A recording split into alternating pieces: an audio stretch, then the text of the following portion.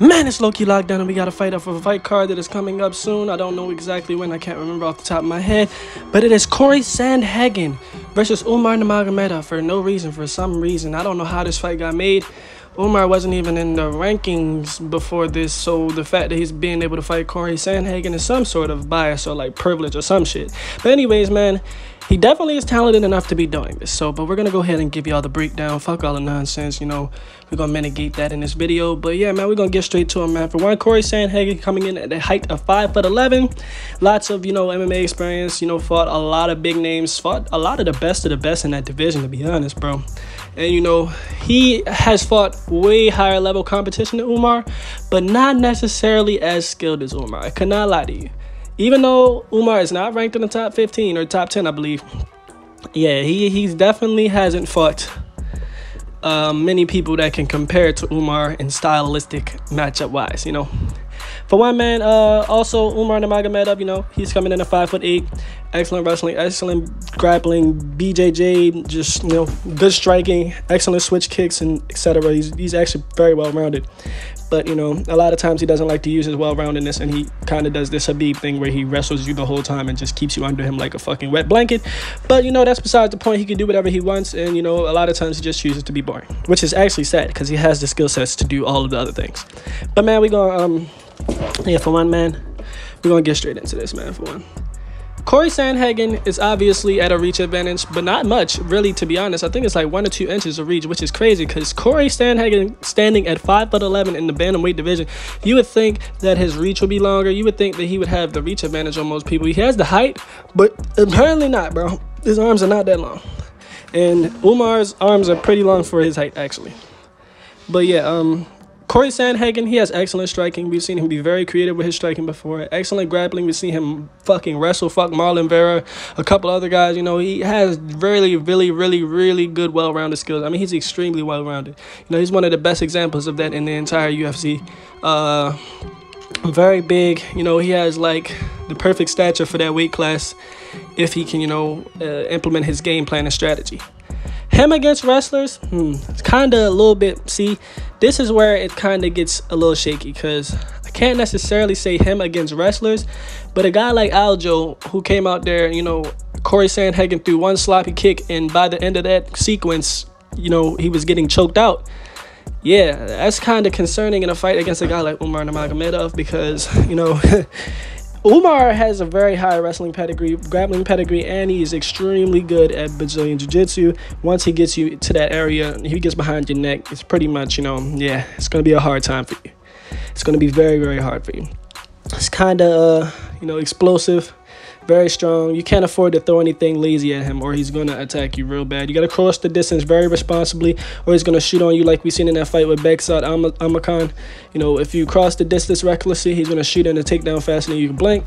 Corey Sandhagen throws a lot of weapons down the middle. That'll be very good for him. Excellent knees. He has very long legs, I believe. I know. He has very long legs, excellent kicks, spinning kicks, lots of attacks from the outside. He's more of an outside fighter. His stature is going to help him a lot in this fight. I would believe that his stature is the most important asset that he has in this fight because that will make Umar have the question and the challenge of how do I cross this distance effectively and safely without getting my head knocked the fuck off.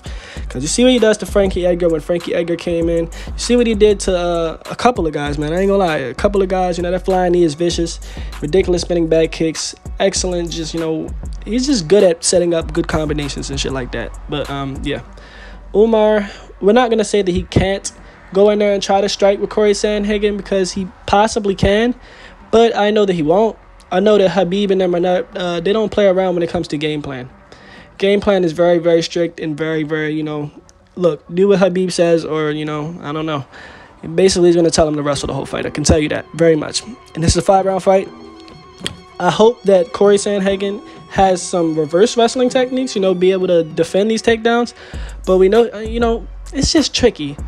Especially when you got a guy like that. He's so small and he's so good at wrestling and he's got this aura behind him and the storyline and all of these things. It kind of makes it hard for you to go into the fight and oh yeah, he's supposed to be this destroyer, oh he's from Dagestan or whatever the fuck.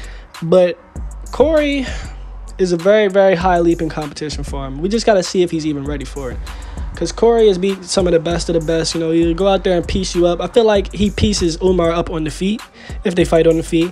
But I don't think that they're going to fight on the feet. I really, really doubt that Umar's going to fight on the feet. Even though Umar should fight on the feet if he really wants this opportunity to be effective for him, I feel like this is a humongous opportunity to get a title shot. And if he could go out there and he could make it interesting and make the fans and catch the fans' attention, he could possibly put himself in very good field position to, you know, even be questioned for a title shot. But he's going to go out there and have a very boring performance and try to wrestle the whole time. If he wins, it's going to be wrestling the whole time. So, you know, his performance won't really earn him too many coins in this, next contender kind of thing. I don't think that he's completely outclassed on the feet, but I feel like there's way more advantages for Corey Sandhagen. The reach advantage is very good, the speed advantage. I think that Umar may have I don't know. I can't say that he has the power advantage. I can say that I'm going to just give him a 50-50 down the middle for that. Striking, we know it's him. Grappling, we know it's Umar. Cardio, we know it's Umar. Explosiveness, both. I just feel like that Corey has just more advantages in this fight, bro. I think so. I feel like Umar probably does get this done, though. I feel like I've seen what happened with Corey Sandhagen and Aljo. And I'm trying not to hold any bias against that fight. But if Aljo did that, I mean, Aljo's very, very, very high-level wrestler. Excellent high-level jiu-jitsu player. And he's one of the best at back takes in the world. So we're not taking shit away from Aljo. But if Aljo did that, I'm just seeing there's a lot of opportunities for, you know, Umar to possibly take advantage of in this fight. But in saying that, Corey Sandhagen is a beast. Corey Sandhagen is one of the most well-rounded fighters in bantamweight. He's very, very good, excellent at keeping his distance, excellent range finding, excellent in the shot selection. You know, he's just super good, excellent kicks, lots of long kicks and defensive techniques to keep you away from him. And on the outside, he just got to really pick what he does. He pick his shots better. He got to really glide across that distance safely and, you know, really got to strap in and put his seatbelt on in this fight and really just be in the driver's seat of this fight. Because if he's in the fucking passenger, not in the passenger, he's got to be in the driver's seat of this fight. Because if he's on his back foot, you know, Umar's going to shoot that takedown ridiculously fast. Or maybe if he's on his front foot and he goes in and rushes too aggressively, you know, that could also be a problem too. But I feel like this is a good fight, actually. I would say that I lean towards Umar Nurmagomedov to win this fight just because I feel like he's going to go out there and wrestle the entire time.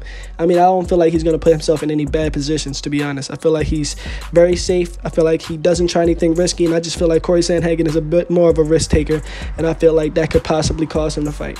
So with that being said, man, I feel like Umar Nurmagomedov wins this fight 55-45. Barely a favorite. But with that being said, man, like, comment, subscribe. Let me know what you want to see next. And we out, man.